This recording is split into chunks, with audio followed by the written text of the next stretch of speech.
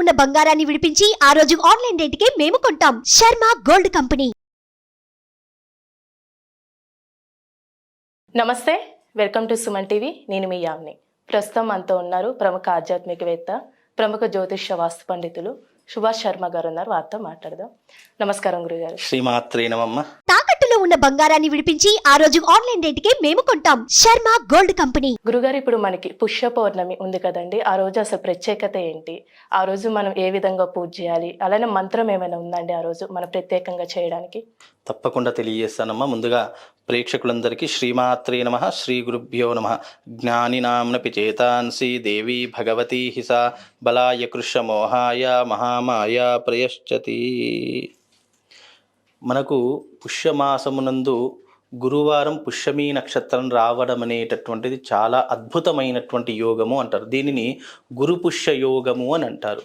ఈ గురుపుష్య యోగం అనేటటువంటిది జ్యోతిష రీత్యా గనక చూసుకున్నట్టయితే మనిషికి ధనలాభాన్ని కలిగించడానికి, అందులోనూ ధనయోగాన్ని ప్రతి మనిషికి అందించడానికి ఈ యోగం అనేటటువంటిది చాలా అద్భుతంగా ఉపయోగపడేటటువంటి యోగం. అలా చూసుకున్నట్టయితే అందులో పౌర్ణమి రావడం కూడా చాలా విశేషమైనటువంటి, చాలా అరుదుగా జరిగేటటువంటి యోగమే గురుపుష్య యోగముతో పాటు ఈ పౌర్ణమి రావడం, గురువారం పౌర్ణమి రావడం అనేటటువంటి ధనానికి చాలా అద్భుతమైనటువంటి సూచిక. అయితే ఈ సూచికను ఆధారంగా చేసుకొని జ్యోతిష్య రీత్యా గనక చూసుకుంటే ప్రతి మనిషి జీవితంలో డబ్బు అనేటటువంటిది సర్వసాధారణంగా అందరికీ కావాల్సినటువంటి విధానం. అయితే ఈ విధానాన్ని అలవర్చుకోవడానికి, ఆర్థిక సమస్యలతో ఎవరైతే బాధపడుతున్నారో, ఎవరైతే అప్పుల బాధతో బాధపడుతున్నారో వాళ్ళు అదృష్ట యోగాన్ని పొందాలన్నా, జాతకంలో కొన్ని గ్రహాలు నీచ స్థానంలో ఉన్న, పాపగ్రహాలతో కలిసి ఉన్న గురుపుష్య యోగము నాడు పౌర్ణమి యుక్తంగా కలిసి వస్తుంది గనుక ఆ రోజున అమ్మవారి యొక్క ఆరాధన గనక చేసుకున్నట్టయితే ఆ రోజున ఆ వ్యక్తి తప్పకుండా అదృష్ట యోగాన్ని పొందినటువంటి వాడవుతాడు. ఎందుకు అనంటే గనక ఇటు పౌర్ణమికి, ఇటు సాక్షాత్తు ఆ జగన్మాత అయినటువంటి ఆదిపరాశక్తికి చాలా కనెక్షన్ ఉంది.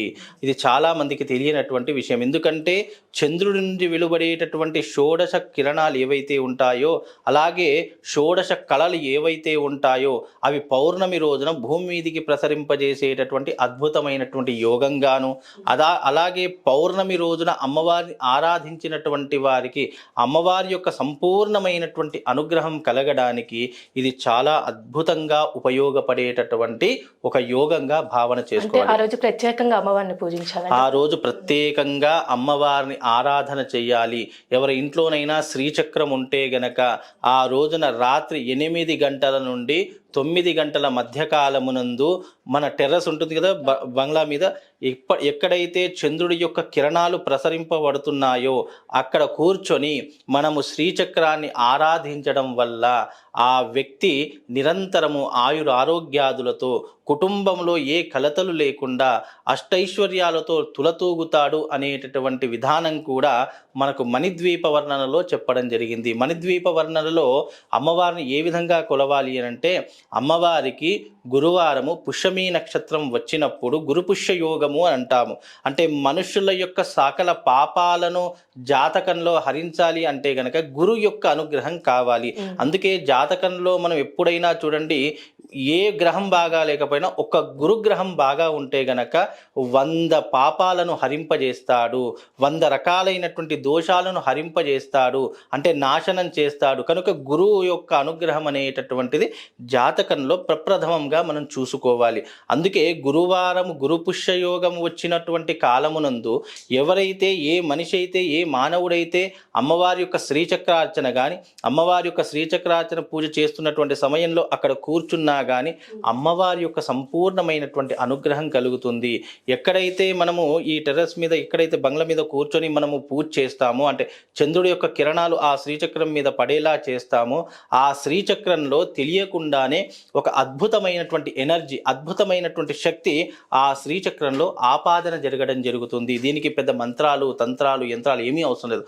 మనం భక్తితో, మనస్ఫూర్తిగా, నిష్కల్మషమైనటువంటి మనస్సుతో మన సంకల్పం చేసుకోవాలి.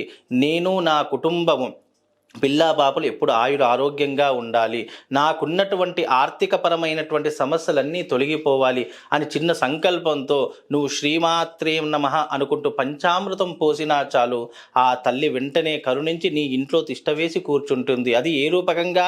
శ్రీచక్ర రూపకంగా తిష్ట వేసుకొని కూర్చుంటుంది అని మణిద్వీప వర్ణనలో చాలా అద్భుతంగా వివరించడం జరిగింది. కనుక ఇదంతా కూడా సైంటిఫిక్ రీజన్గా తీసుకున్నా కానీ పౌర్ణమి రోజు చంద్రుడి నుంచి వచ్చేటటువంటి ఆ యొక్క కిరణాలు ఏవైతే ఉంటాయో ఆ కాస్మిక్ కిరణాలు అవి భూమి మీద ప్రసరింపగానే ఔషధంగా మారిపోతూ ఉంటాయి.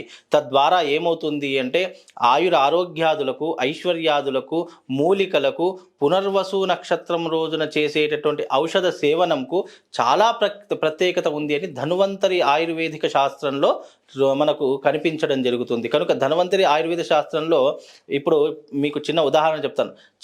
ఎవరికైనా సంతానం జరగకపోయినా, ఎవరికైనా ఏదైనా ఈ మన ఆరోగ్య సమస్యలున్నా పుష్యమీ నక్షత్రం రోజున మందు వేయడం జరుగుతుంది. పుష్యమీ నక్షత్రం రోజు చాలా మంది వెంకటేశ్వర స్వామి ఆలయంలో కానీ లేదా వైష్ణవ ఆలయాలలో కానీ కొన్ని పసరు మందులు వేస్తూ ఉంటారు. ఎందుకు అంటే అది పుష్యమీ నక్షత్రంలో వేస్తాం కాబట్టి దాని యొక్క ప్రయోజనము శీఘ్రంగా ఫలితాలు ఇస్తుంది అనేటటువంటి ఒక నమ్మకము ప్రతి ఒక్కరికి ఏర్పడడం జరిగింది. అందుకే దీనికి సైంటిఫిక్ రీజన్స్ ఎన్నో రకాలుగా క్రోడీకరించడం జరిగింది. ఇటు సైంటిఫిక్గా చూసుకున్నా, సనాతన ధర్మం శాస్త్రీయంగా చూసుకున్నా గురువారం పుష్యమీ నక్షత్రం రావడం చాలా విశేషము. అంటే ఒకవేళ మన ఇంట్లో శ్రీచక్రం లేకపోతే అమ్మవారికి ఏ విధంగా పూజ చేయాలండి? ఇక్కడ శ్రీచక్రము అనేటటువంటిది ప్రధానంగా ఎందుకు చెప్పాను అని అంటే కనుక, మనకు ఏదైనా ఒక అమ్మవారి యొక్క స్వరూపం ముందర ఉంది అనుకోండి, మనం ఏకాగ్రత కానీ చిత్తశుద్ధి కానీ దానిపైన లగ్నం చేస్తాము. మన మనస్సు అనేటటువంటిది మన ఆధీనంలో ఉంటుంది. ఇప్పుడు ఏదైనా ఒక అమ్మవారి యొక్క రూపం కానివ్వండి, అమ్మవారికి సంబంధించినటువంటి ఒక వస్తువు కానివ్వండి మన దగ్గర ఉంది అనుకోండి, మన కాన్సన్ట్రేషన్ కానీ మన మైండ్ కానీ ఎటు కూడా వెళ్లకుండా ఒక దానిపైన ఏకాగ్రత చూయించడానికి శ్రీచక్రం అనేటటువంటిది ప్రధానంగా చెప్పడం జరిగింది. శ్రీచక్రం లేదు, నిశ్చలమైనటువంటి భక్తితో నువ్వు ధ్యానం చేసుకో, లేదు సహస్రనామ పారాయణం కానీ, ఖడ్గమాల పారాయణం కానీ ఇలాంటివి చేసినా కూడా ఆ రోజున ఆ వ్యక్తికి అనేక విధములైనటువంటి శక్తులు ఆపాదన జరగడం జరుగుతుంది. కనుక ఇవన్నీ కూడా దైవికంలో ఉన్నటువంటి చిన్నగా ఆచరించేటటువంటి నియమాలు. ఇవి కొన్ని యోగాలు వస్తాయి ప్రతి మనిషి జీవితంలో.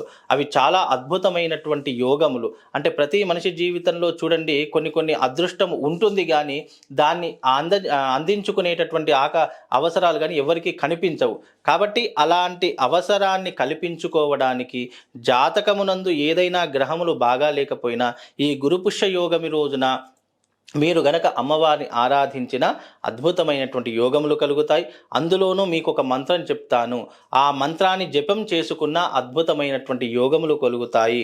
ఆ మంత్రం ఏమిటి అంటే గనక ఓం హైం హ్రీం శ్రీం శ్రీమాత్రే నమః, ఓం హైం హ్రీం శ్రీం శ్రీమాత్రే నమః అనే మంత్రాన్ని మీరు జపం చేసుకున్న అద్భుతమైనటువంటి యోగములు మీకు సొంతమవుతాయి. మీ మనసులో 108, దేనికైనా ఏ జపానికైనా 108 అనేటటువంటి ప్రధానమైనటువంటి సంఖ్య.